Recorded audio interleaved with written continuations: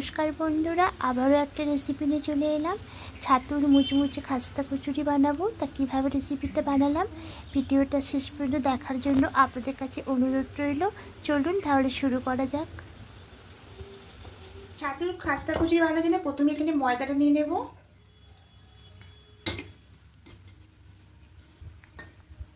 এখানে 3 হাতা মতো ময়দা নিলাম। ময়দাটা পরিমাণ মতোই নেবেন, যেরকম করবেন। তা আমি এই ময়দাটা নেব।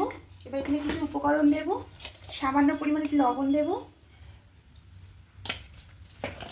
কালো জিরে দেব,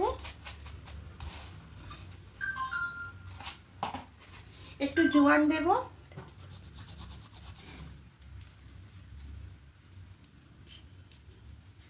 এবার এখানে ঘি দেব।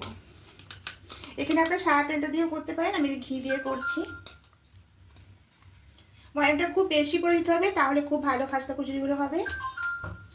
এবার খুব ভালো করে এটাকে মাখিয়ে নেব। সব কিছু খুব ভালো করে মাখাবো।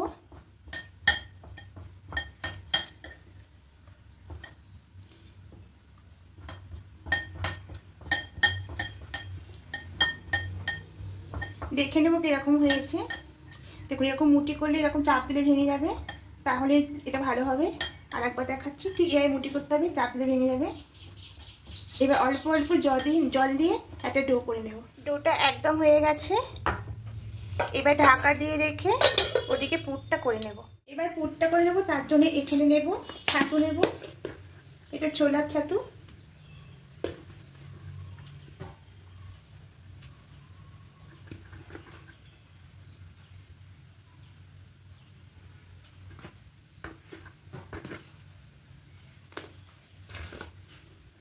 এবার এখানে নেব লবণ, নেব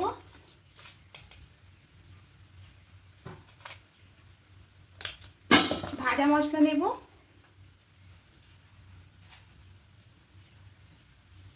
চিনি, নেব এবার একটা পাতিলেবুর রস নেব, আধখানা পাতিলেবুর রস নেব।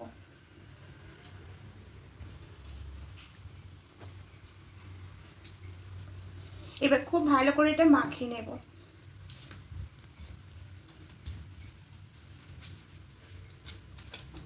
অল্প অল্প জল দেব।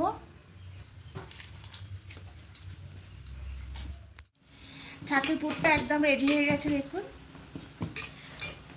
এবার এখান থেকে নেব আর একটুখানি ভালো করে মাখিয়ে নেব। এবার এখান থেকে প্রথমে লেচিগুলো করে নেব।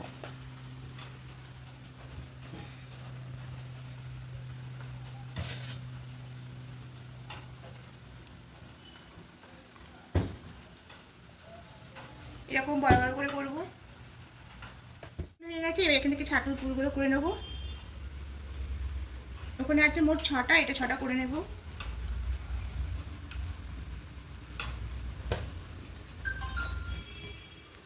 এখানে 6টা করেছি, এখানে 6টা। এবার এর মধ্যে পুরটা নিয়ে নেব। এইভাবে বাটির মতো করে নেব। এবার পুরটা দেব, দিয়ে এভাবে সরিয়ে সিল করে নেব।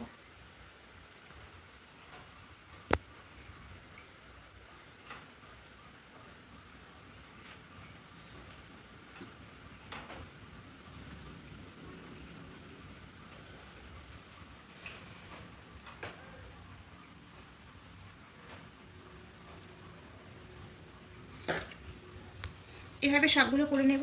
এদিকে তেলটা হালকা গরম হয়ে এসেছে, এবার একে একে ছেড়ে দেব।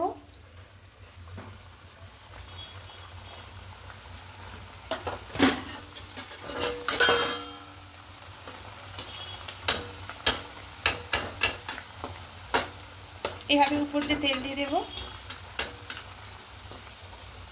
এই পাশটা উল্টে নেব।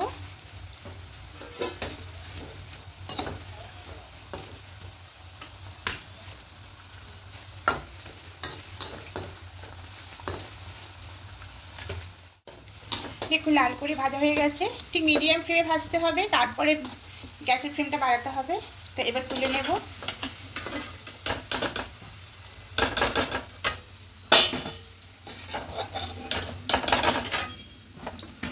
বাকিগুলো এভাবে করে নেব।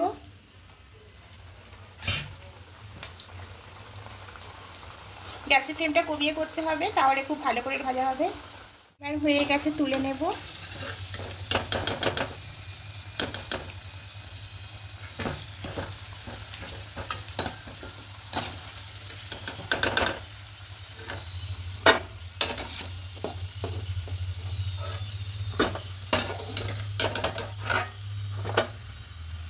দেখুন সবগুলো হয়ে গেছে। খাস্তা কচুরিগুলো একদম রেডি হয়ে গেছে। কতটা মুচমুচে হয়েছে, তা প্রচণ্ড গরম, ভেঙে দেখাতে পারলাম না। তা অবশ্যই একবার বানিয়ে দেখবেন, আশা করি আপনাদের খেতে ভালোই লাগবে। আর ভালো লাগলে অবশ্যই কমেন্টে জানাবেন। আর চ্যানেলটাকে সাবস্ক্রাইব করে পাশে থাকার জন্য অনুরোধ রইল। আবার কোনো একটা রেসিপি নিয়ে চলে আসবো। আপনারা ভালো থাকবেন, সুস্থ থাকবেন। আজকের মতো টাটা।